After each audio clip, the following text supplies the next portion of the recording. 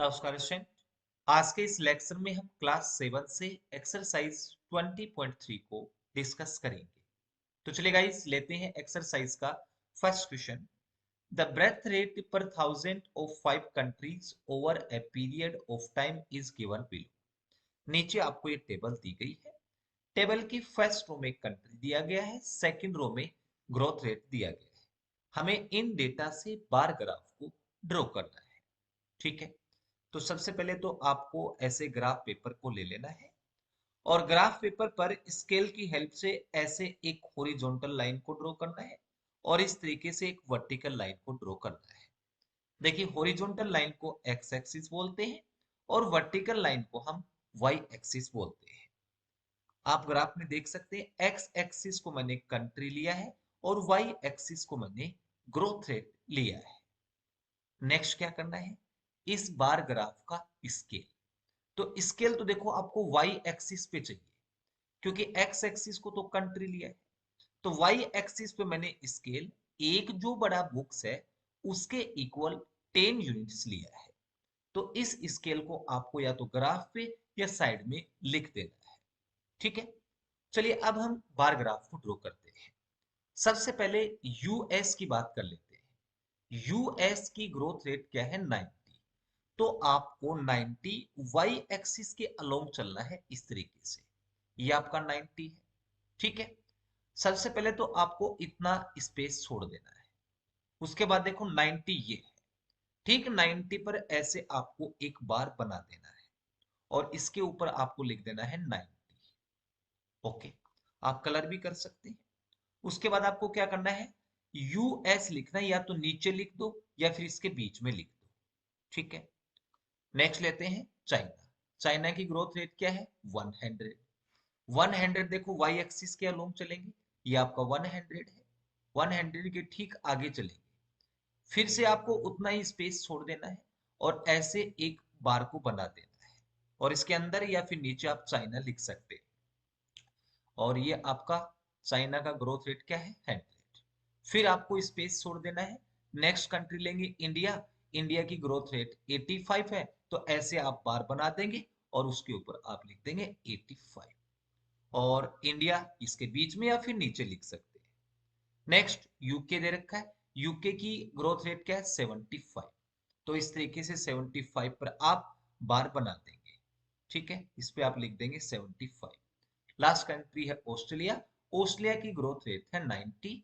तो इस तरीके से 90 पे आप बार को बना देंगे और इसके ऊपर आप लिख देंगे 90। ठीक है दोस्तों, तो इस तरीके से आप बार ग्राफ को बना सकते हैं। तो ये आपका फर्स्ट क्वेश्चन कंप्लीट।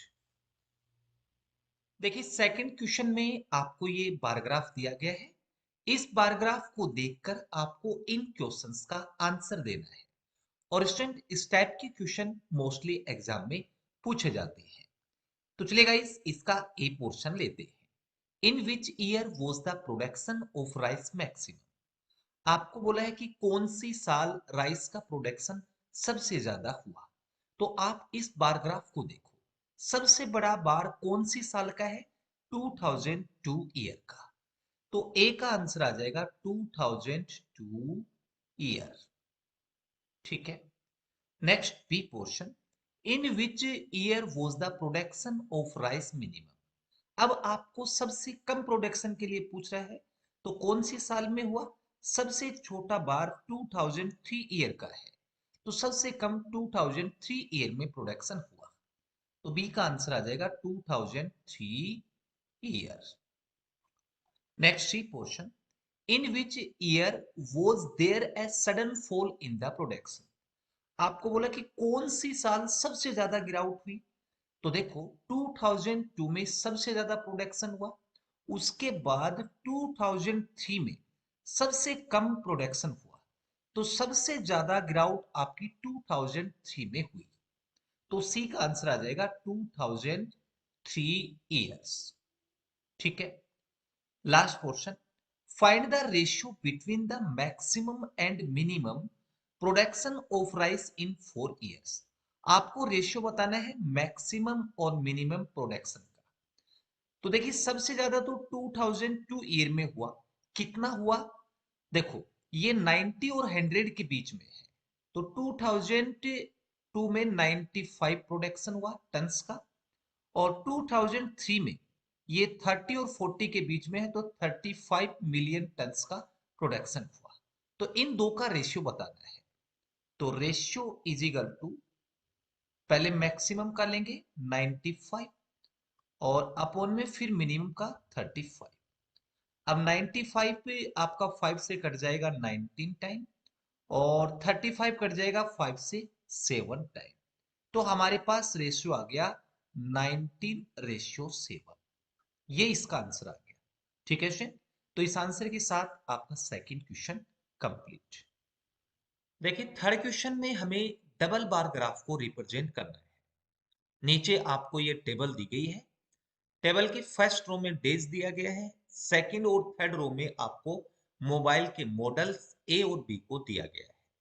ठीक है, तो देखिए सबसे पहले तो आपको ग्राफ पेपर पर स्केल की हेल्प से आपको एक्स एक्सिस और वाई एक्सिस की दो लाइंस को ड्रॉ कर लेना है। उसके बाद एक्स एक्सिस को लेना है डेज, वाई एक्सिस को लेना है सेल ऑफ मोबाइल्स। उसके बाद हम बात करते हैं इसके स्केल की। देखो स्केल इसका इंपॉर्टेंट होता है, तो इसको आपको लिखना होता है, या तो ग्राफ पे लिख सकते हैं या फिर आप साइड में लिख सकते हैं। स्केल है वो अपनी मर्जी से कोई भी ले सकते हैं। मैंने जो स्केल है वो वाई एक्सिस पे एक जो बड़ा बॉक्स है ना, उसके इक्वल 3 मोबाइल्स को लिया है। तो आप वाई एक्सिस पे ऐसे 0, 3, 6, 9, 12 और 30 तक मार्क कर देना है। ठीक है ना। उसके बाद आपको क्या करना है, जो मॉडल ए है उसको मैंने ब्लू कलर से रिप्रेजेंट किया है, मॉडल बी को पिंक कलर से रिप्रेजेंट किया है। आप अपनी मर्जी से कोई भी कलर ले सकते हैं, कलर या फिर डिजाइन भी ले सकते हैं। ठीक है, तो चलिए अब हम बार ग्राफ को ड्रॉ करते हैं। सबसे पहले मंडे की बात करते हैं। मंडे को जो मॉडल ए है, कितने मोबाइल सेल हुए आपके 20, इसको आपको ड्रॉ करना है। तो आप वाई एक्सिस के अलोंग चलेंगे।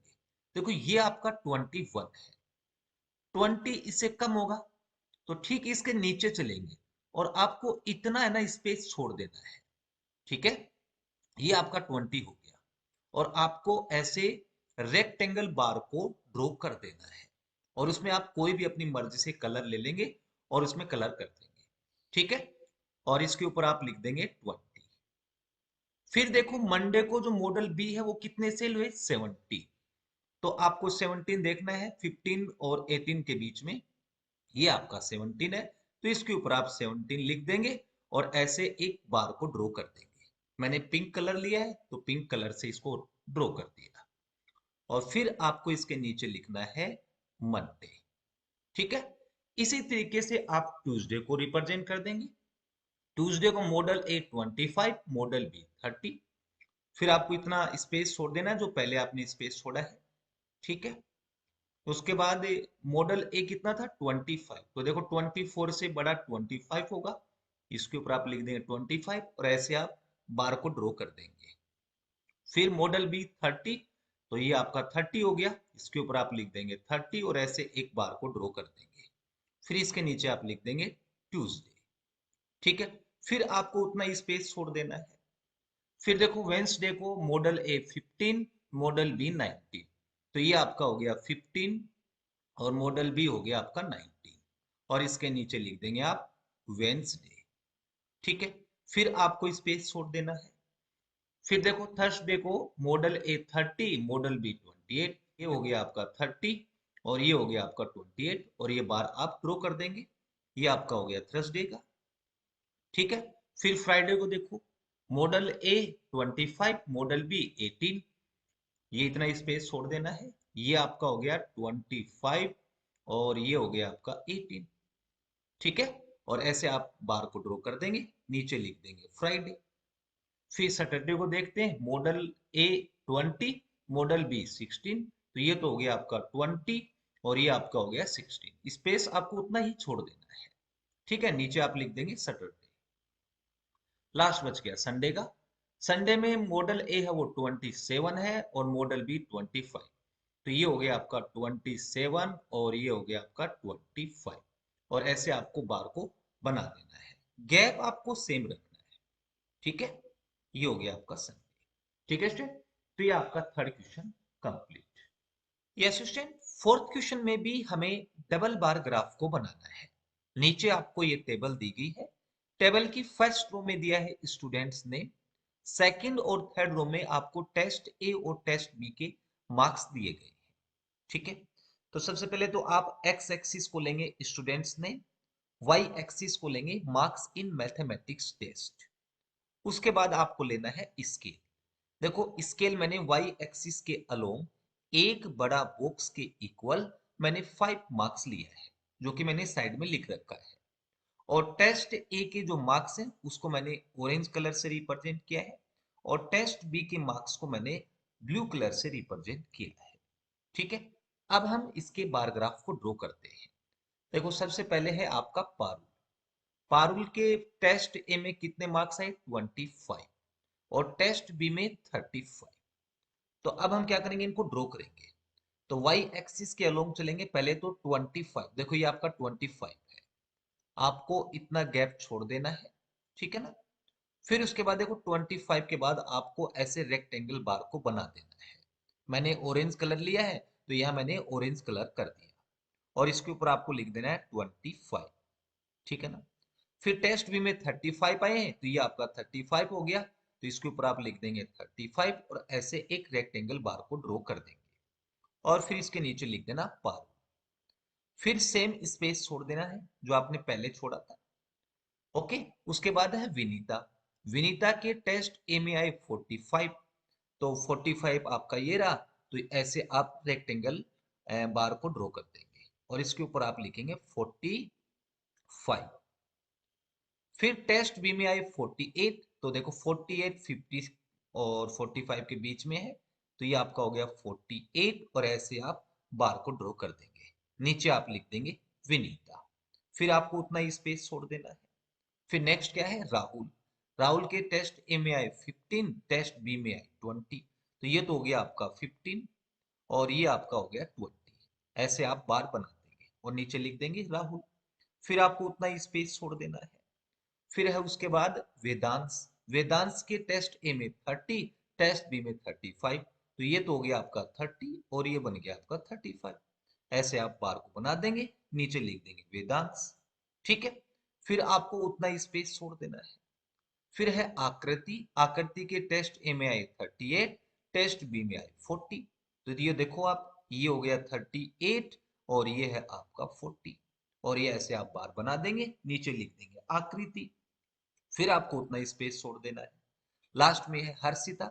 हर्षिता के टेस्ट ए में आए 40, तो ये तो हो गया आपका 40, और टेस्ट बी में कितने हैं 39, तो ये हो गया आपका 39, और ऐसे आप रेक्टेंगल बार को बना देंगे, नीचे लिख देंगे हर्षिता।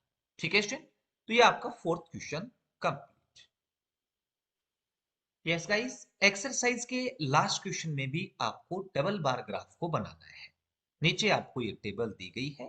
टेबल की फर्स्ट रो में दिया है वाइल्ड एनिमल्स, और सेकंड और थर्ड रो में आपको दिया है पार्क ए और पार्क बी में जो एनिमल्स हैं उनकी पॉपुलेशन। ठीक है ना, तो सबसे पहले तो आपको एक्स एक्सिस को ले लेना है वाइल्ड एनिमल्स, और वाई एक्सिस को ले लेना है पॉपुलेशन। उसके बाद हम बात करते हैं इसके स्केल की। तो स्केल मैंने वाई एक्सिस के अलोंग लिया है, एक जो बड़ा बॉक्स है उसके इक्वल आप देख सकते हैं मैंने 2 एनिमल्स को लिया है। ठीक है ना, और पार्क ए के जो एनिमल्स हैं उसको मैंने येलो कलर से रिप्रेजेंट किया है, और पार्क बी के एनिमल को मैंने यहाँ ग्रीन कलर से रिप्रेजेंट किया है। ओके स्टूडेंट, अब हम ग्राफ को ड्रॉ करते हैं। सबसे पहले लाइन की बात कर लेते हैं। लाइन है वो पार्क ए में कितने हैं 20।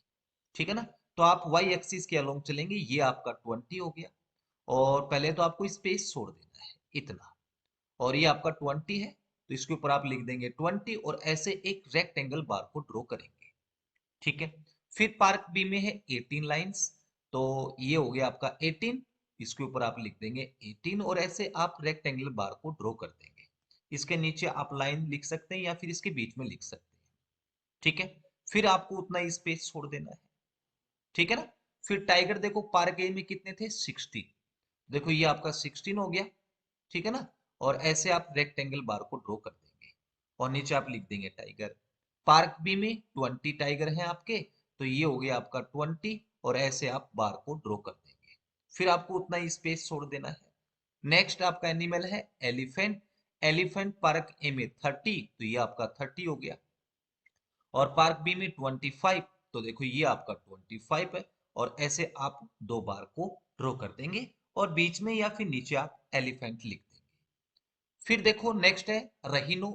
पार्क ए में 15 और पार्क बी में 22, ये हो गया आपका 15 और ये आपका 22। और ये आप ऐसे बार ड्रॉ कर देंगे और नीचे आप लिख देंगे रहीनो। लास्ट बच गया आपका जेब्रा। जेब्रा है वो पार्क ए में 25 और पार्क बी में 28, तो ये हो गया आपका 25 और ये बन गया आपका 28। और ऐसे आप बार को ड्रॉ कर देंगे और नीचे लिख देंगे जेब्रा। ठीक है क्वेश्चन। तो ये आपका फिफ्थ क्वेश्चन कंप्लीट, और इस क्वेश्चन के साथ आपकी एक्सरसाइज 20.3 कंप्लीट। डियर स्टूडेंट, अगर आपको ये वीडियो अच्छा लगे तो प्लीज चैनल को लाइक एंड सब्सक्राइब जरूर करें। Thank you for watching.